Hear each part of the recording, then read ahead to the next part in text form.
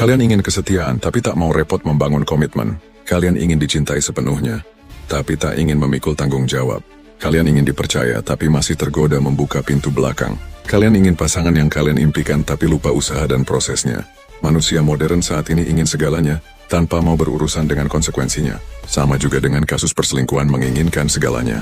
Dan ketika topengnya terbuka, yang keluar hanyalah kalimat daur ulang. Aku khilaf dan aku minta maaf. Jika itu khilaf, maka itu hanya bumbu retoris untuk menutupi fakta bahwa perselingkuhan adalah keputusan yang melewati berbagai tahapan sadar. Karena tidak ada orang yang tersandung lalu jatuh ke pelukan orang lain. Atau ada yang salah tekan hingga tiba-tiba video call tengah malam dengan mantan. Atau juga ada yang kebetulan tergoda, lalu membiarkan dirinya larut dalam kesempatan. Perselingkuhan bukan badai yang datang tanpa aba-aba. Ia seperti bangunan yang disusun perlahan. Diawali dengan celah kecil, lalu dibiarkan hingga menjadi pintu terbuka. Bukan karena tidak tahu itu salah, tapi karena ketakutan kehilangan kenikmatan lebih besar daripada ketakutan kehilangan pasangan. Kalau kita berbicara data, narasumber, dan realita, apakah perselingkuhan itu kekhilafan dan kebiasaan? Maka National Opinion Research Center menemukan, lebih dari 70% pelaku perselingkuhan mengulanginya jika diberi kesempatan kedua. Jadi jika perselingkuhan itu benar-benar kekhilafan, maka cukup terjadi sekali. Lantas kenapa perselingkuhan itu terjadi? Pertama, normalisasi pengkhianatan. Media sosial menjadikannya meme, film menjadikannya romansa, lagu menjadikannya lirih, dan algoritma mendukungnya dengan fitur mungkin kamu kenal. Pengkhianatan bukan lagi dosa tapi sekadar tren yang naik turun seperti saham. Kedua, kepemilikan semu, di mana banyak orang merasa memiliki pasangan, tapi tidak benar-benar menghargainya. Mereka ingin seseorang yang setia menunggu di rumah, tetapi tetap ingin kebebasan untuk bermain di luar. Mereka ingin dicintai tapi ingin hak untuk tidak bertanggung jawab. Dan ketiga, ilusi kontrol di mana pelaku perselingkuhan seringkali berpikir bahwa mereka bisa bermain api tanpa terbakar. Mereka percaya bahwa selama tidak ketahuan itu bukan kesalahan. Lupa bahwa kebenaran tidak selalu butuh saksi untuk menjadi nyata.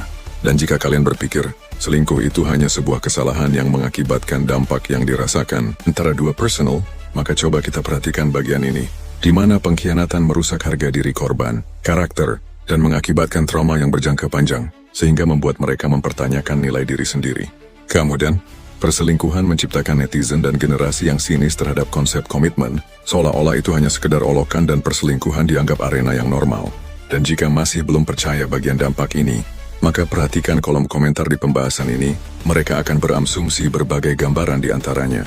Tidak semua orang selingkuh karena niat, kadang pasangannya duluan yang bikin ilfil.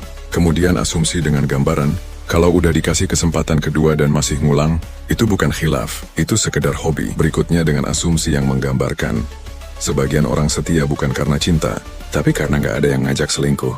Atau juga asumsi dengan gambaran, kesetiaan tanpa akal sehat cuma membuat kalian jadi objek penderita.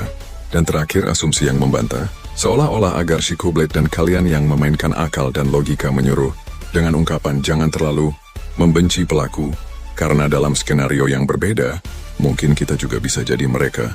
Jadi sejika ada yang berasumsi hal tersebut, mohon dimaklumi, karena netizen dan generasi hasil pemikiran, sinis akan selalu membenarkan kebodohan dengan dalih yang tak masuk akal. Dan dampak terakhir, ketika kesetiaan tidak lagi dihargai, maka hubungan hanya akan menjadi transaksi murahan, bukan menjadi sebuah ikatan. Lantas bagaimana mencegah atau menghadapi perselingkuhan? Pertama, jika kalian setia, jangan malu mempertahankan prinsip. Kesetiaan bukan kelemahan tetapi standar. Jangan rendahkan diri dengan bertahan pada seseorang yang bahkan tak bisa menjaga dirinya sendiri. Kedua, jika kalian diselingkuhi, jangan cari alasan untuk bertahan. Selingkuh bukan kecelakaan tapi keputusan. Maafkan jika mau, tapi jangan beri kesempatan kedua tanpa konsekuensi. Ketiga, jika kalian pernah berselingkuh, lakukan perubahan nyata atau akui saja bahwa itu memang sifat kalian. Jangan berlindung di balik kata khilaf, karena itu bukan momen lemah, tapi keputusan yang penuh kesadaran. Keempat, jika kalian belum menghadapi ini, sadarlah sejak sekarang. Jangan percaya janji tanpa tindakan. Bangun hubungan dengan fondasi kejujuran bukan dengan ketakutan.